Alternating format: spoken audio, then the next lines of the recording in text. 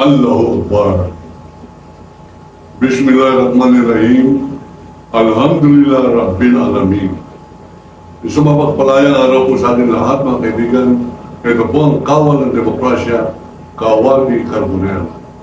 Bayan po ninyo na sa pamupang-bungad ay papaliwanag ko sapagkat wala pong humpay ang mga nagtatanong sa ating pong comment section.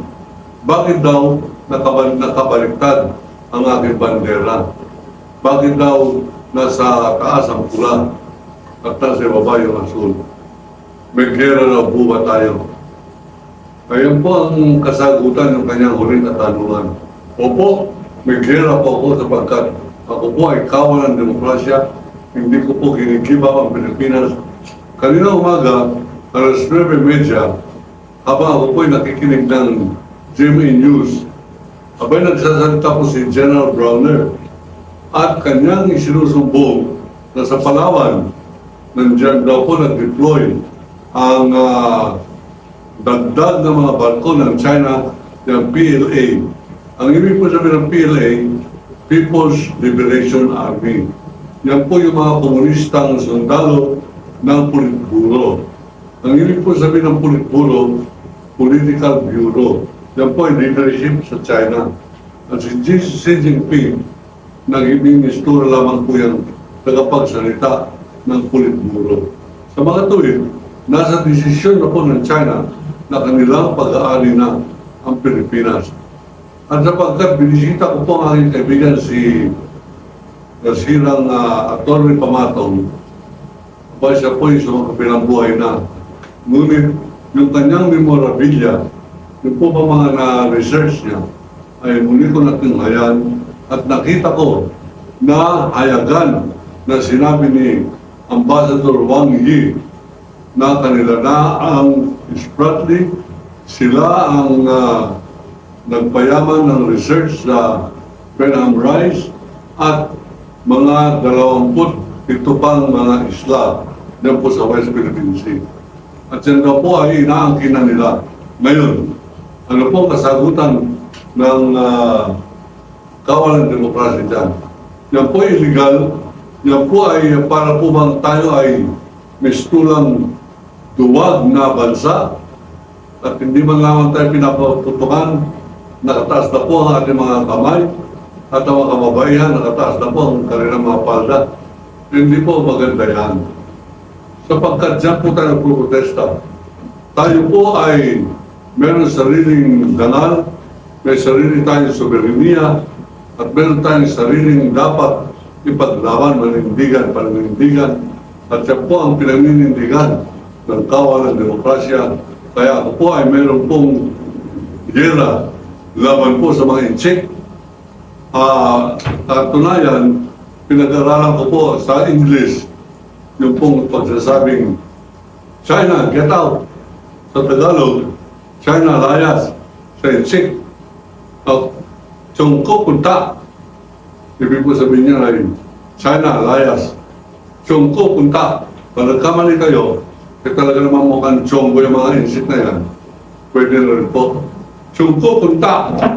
Tatagpasin ko. Sa tingahatos, ibig po sabihin nun, ay tatagpasin ko ang ulo ng mga hinayupak na insik na ito. O Santioso! Ibig sabihin, pagbubutiin ko ang pagtataga sa inyo. Ngayon, mga kaibigan, yan po, paliwanag ko kung bakit baliktad po ang ating bandera.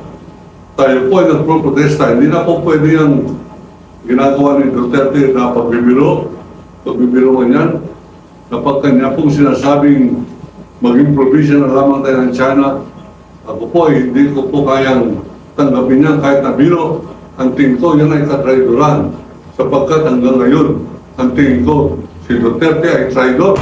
At lahat ng Pilipino na hanggang ngayon, kumakampi kay Duterte, traidor, at sila ay kaaway ng kawal ng demokrasya. Kung tutsong ko, may palagat ang tulog. Kasi siya kayo to, sa rubi ko lang po nakita yung sungko punta pa na. Sungko punta. Ganun pa man, tayo po'y naninindigan. At pag ito po ay ang aking payo ay makarating sana kay Bongbong Marcos. Abay, ang balita ko, si Atty. Claire Castro, minomonitor niya po yung mga program. At nung araw, isa po ako sa mga minomonitor niya at siya nagpaliwanag na hindi ako naghamon ng duelo kay Duterte. Siya po nagpaliwanag at sabi niya, sabi ng Rappler na nakakover ng insidente na yan, siya ay hinamon ni Duterte ng duelo sa Davao. Doon po sa Davao, sumipot si Kawan ni Carbonell, sabi ni Claire Castro. Ngunit siya po ay nanalo sa duelo sa pamamagitan po ng default o hindi pagsipot ng pinakamatapang, pinakabastos, pinakatraidor na Pilipino sa balat ng Davao ng pangalan Rodrigo Roa Duwag Duterte. Yan po ang paglilinaw po natin yan. At yung pong kanyang mga not verbal na pag kinakanyon o ninanakawan ng ating mga mangingisda ng kanilang huli, nag-not verbal sila. Ang ibig po sabihin ng not verbal, sulat na pro-protesta, hoy, bakit po naman kumiran yan? Yung po not verbal. Laban po tayo dyan sapagkat 149 notes verbal pinadala nila Locsin at nila Cayetano bilang Secretary of Foreign Affairs. Wala po, hindi po hindi ng mga insik. Ano po ang aking pong suggestion? Kayo naman po ay nagsasuggest lamang. Padamihin niyo po itong pagkakalat nito para makarating kay Atty. Claire Castro sa Malacanang Communications Office. Ito pong minsay ko kay BBM. Stop writing them notes verbal.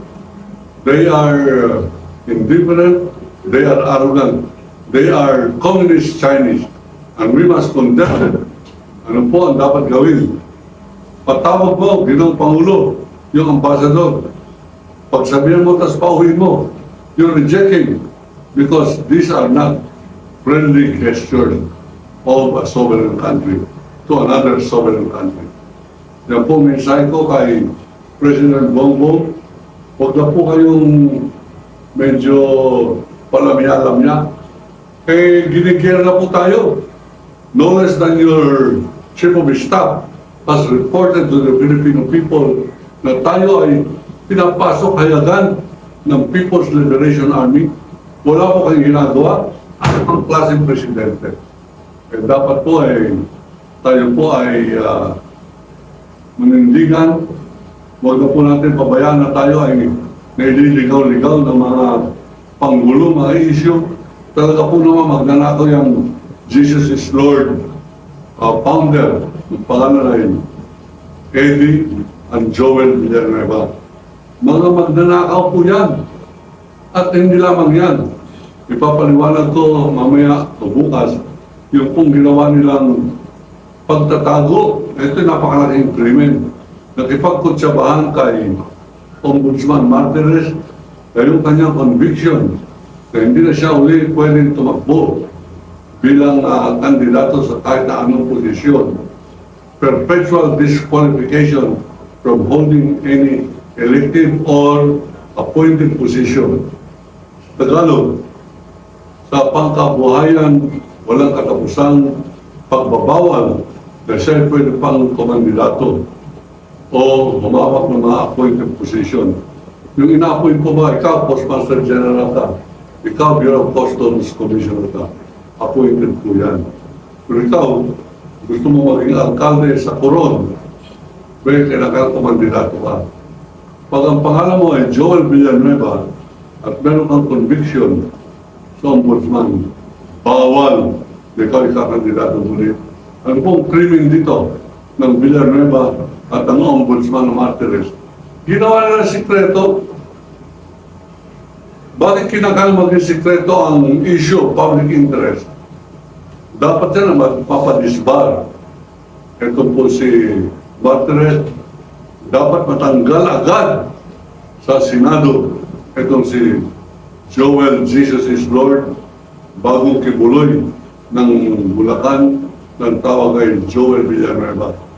Dapat agad-agad ang conviction, hindi po basta ginagawa ng sikreto yan. Yung paggagawa ng sikreto ay para ninyong ginagawang uto-uto ang Pangulo. Pakalatin po ninyo itong ating pong episode na ito. Mr. President, hindi ko tinatanggap na ikaw ay uto-uto, pero pag nagpupumilit ka na hindi kikilos dyan sa secret conviction na yan, abay hindi ka pala nagkukunwarin uto-uto. Ikaw ay uto-uto, Mr. President. Uto-uto ikaw pag hindi ka pumilos. At dahil po dyan, pag hindi mo pinatawag yung ambassador at pauwi mo, sabihin mo, you are not a friend. If you're a friend, act like one. Ano po ibig sabihin yan? Kung kaibigan kita, kaya maging kilos kaibigan ka dapat, China. Hindi na po kilos kaibigan yan. Kilos kaaway na. Tapos papauto-uto ka pa rin, Ginoong Marcos. Ayaw ko na ikaw uto-uto. Ayaw ko na ako mismo ang tutuli sa'yo. Nagbunga kang pisos. Mga pangailangan, mga pagdidindigan ko po yan. I offer no apologies. Sabihin po niya, pakalatin po ninyo ito. Sinabi niyo Carbonell, hindi siya hingi ng paumanhin o tawad sa pagsabing pisot ka, Mr. President. At nagbabanta siya, tinago niya na yung kanyang Chris.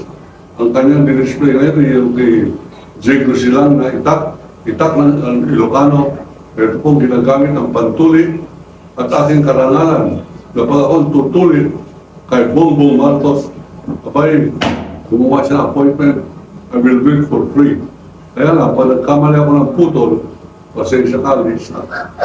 Minsan nagkakamali lang tayo. Mga kaibigan, yan po ang ating pong paninindigan sa araw nito. At sapagkat masyado pong seryoso yung aking pong amba ng pagtulit sa ututong Pangulo, meron po tayong hinanda, binabago na po natin unti-unti. Ito po ating programa. Ang sabi ng lola ko, yung lola ko po matanda sa akin ng mga 90 years old. Ang sabi niya kanina umaga, masyado namang matapang ng iyong programa. Ako, lola, ay meron akong kaibigan na Makata sa Bulacan. Sino? Sabay si Tomas Agulto. Yan po ay siguro kasi edad ninyo. Kasi ang tingin ko, nung college ako, estudyante pa kami. Pero ngayon, pag tinitignan ko, mukha akong na po professor ko siya. Ganun pa man, akin pong inimbita, ito po ating kaibigan ng Makata, from Hagunoy, Bulacan, kung saan po nanggaling ang dakilang manunulat at Makatang si Amado Hernandez, doon din po galing ito. Ngayon, habang sila po papunta rito, para pinatawag ko po para bisitahin ako, gumawa po siya ng maiksing tula at hindi na po ako nagpakasakali kung pwede niyang basahin sa akin. Tatawagin ko po siya para basahin po niya sa harapan ninyo, para sa akin, para sa iyo, at para sa iyo, yung tutuloyin po nating presidente. Makinig ka. Ginoong Agulto. Yung aking tulang ito uutot ako sa mga pang-uto ng mga inchik kay Bongbong. Ito pong tulang ito ay pinamamalatang Mene Tekel Uparsin. Ito po ay isang biblical na salita na ang ibig lang sabihin nito ay nakita po ito ni Daniel sa wall na nakasulat sa dugo. Binabawi na ng Diyos ang kapangyarihan dahil sa iyong kasakiman. Babasahin ko po, tinawag ko itong tiktulaok sapagkat puso na ng tikto. Tiktulaok na. Para po ito sa kawal ng demokrasya. Gusto kong tuwang-tuwa ko dahil makakaabot ito sa maraming subscriber. Para po ito sa inyong lahat, para sa sambayanan, at para sa mga uto-uto ay makinig sila sa Tiktulao. Nabibilang na ang mga araw ng inyong kasamaan at ang timbangan ng katarungan ay babalentong tulad ng barko na dadalawungin ng baha dahil sa inyong kasakiman. Nabubulok ang mga haligi ng Senado. Nabubulok ang haligi ng Kongreso. Nabubulok ang buong lipunan at ang amoy ng katiwalian ay umubot na lagpas sa tungki ng inyong ilong, umabot na sa langit ang puot ng taong bayan. Ang salapi ng mga mapagsamantala ay tinimbang at ito'y napatunayang laging kulang. Ang tawag po nila sa kwarta ay basura.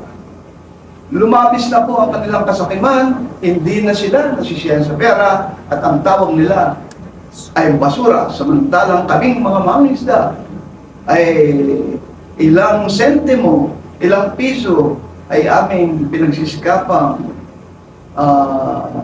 magkaroon upang maiuwi sa aming bahay, sapagkat ang dagat natin ay sinasalakay ng mga China at wala na tayong kayamanan sa dagat, pero bumabaha ang kasakiman at tayo naglulunoy sa pagiging kawawa. Ang dugo ng mga dukha at api ay sumisigaw mula sa dagat at hindi magluluwag ang kanilang pot at galit. Hinahati-hati ninyo ang bayan sa inyong kasakiman, ngunit sa pagkakabuklod ng taong bayan, bubuo ang huwad ninyong kapangyarihan. Ang dinastiya ng mga sinungaling at mga tulisan, mga magnanakaw ay hahatulan.